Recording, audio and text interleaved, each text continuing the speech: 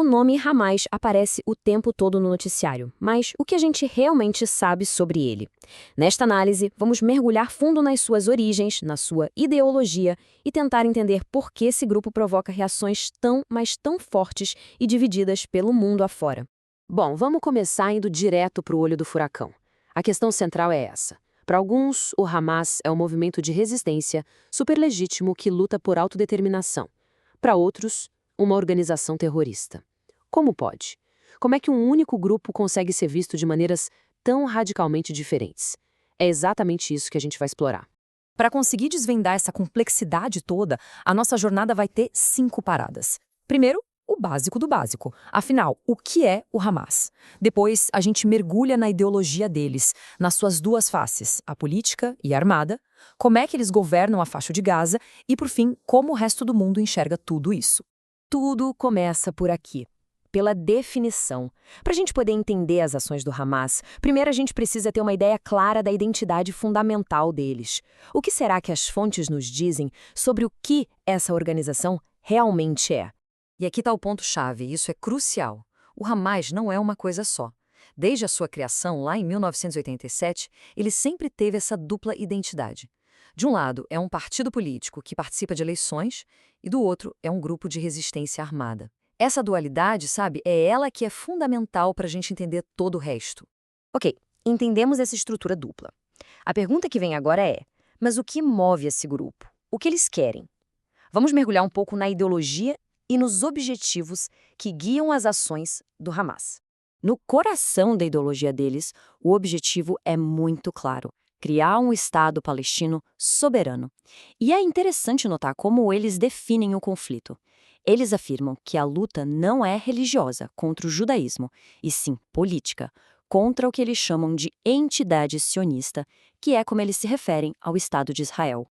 Essa expressão, entidade sionista, aparece o tempo todo no discurso deles, e não é só uma palavra jogada ao vento. É um termo com um significado bem específico para o Hamas.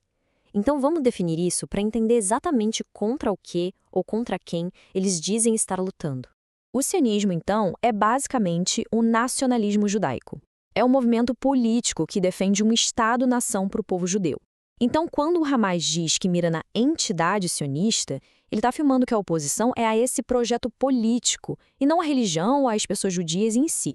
Essa tabela aqui ajuda a deixar essa distinção bem clara, uma distinção que as fontes fazem questão de ressaltar. De um lado, a gente tem uma identidade política, o sionismo. Do outro, uma identidade étnico-religiosa, ser judeu. A posição oficial do Hamas é que o conflito deles é com a primeira, não com a segunda. Certo. Com essa distinção ideológica em mente, vamos ver agora como isso se traduz na prática, no dia a dia. O Hamas atua em duas frentes bem diferentes, que muitas vezes parecem até se contradizer. Primeiro, vamos falar da ala armada. As táticas aqui são de confronto direto. Isso vai desde o lançamento de foguetes em direção a cidades israelenses até a captura de prisioneiros durante os conflitos. O objetivo, segundo as fontes, é claro: criar pressão, criar medo e tentar forçar algum tipo de concessão pelo uso da força. Ao mesmo tempo, a ala política estava trilhando um caminho bem diferente. Em 2006, eles tiveram uma vitória que foi uma surpresa para muita gente nas eleições legislativas. Isso acabou levando a um conflito violento com o grupo rival, o Fatah.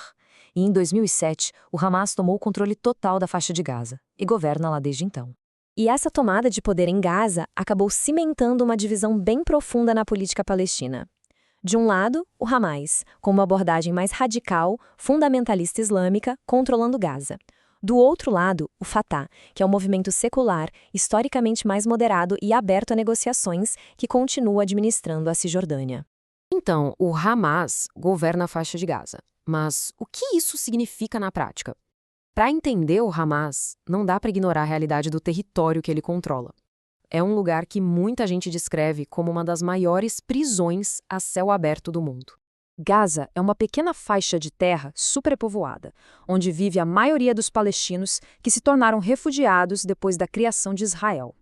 As fontes descrevem as condições de vida lá como bem difíceis, um povo que, na prática, vive confinado, sem uma pátria. E este slide aqui mostra como esse isolamento é total. Veja bem, a leste, a fronteira é com Israel. Quem controla? Israel. O espaço aéreo, também controlado por Israel. A oeste tem o mar Mediterrâneo, mas o acesso por ali é, na maior parte do tempo, restrito pelo Egito. O que isso significa? Que, embora o Hamas governe a parte de dentro, ele não tem controle nenhum sobre quem ou o que entra e sai de Gaza. Então, vamos juntar as peças. A gente tem um grupo que é, ao mesmo tempo, governo de um território, um partido político eleito e uma organização armada. Não é de se espantar, então, que quando a gente olha para o cenário internacional, não exista um consenso sobre como classificar o Hamas. A divisão de opiniões é gritante, né? Para os Estados Unidos, Reino Unido e Israel, não há dúvida. As táticas da ala armada fazem do Hamas uma organização terrorista. Ponto. Já para países como a Rússia, ele é visto como um movimento de resistência. E o Brasil, até 2018, considerava o Hamas simplesmente um grupo político, o que mostra bem como essas classificações podem ser subjetivas. E com isso, a gente volta à pergunta inicial, mas agora com muito mais camadas. Governo, resistência, pária. O Hamas parece ser tudo isso ao mesmo tempo, dependendo de para quem se pergunta e de qual das suas faces está em foco. A questão final talvez não seja o que é o Hamas, mas sim, será que é possível ser tudo isso de uma vez só? Uma pergunta que continua no centro de um dos conflitos mais complexos do nosso tempo.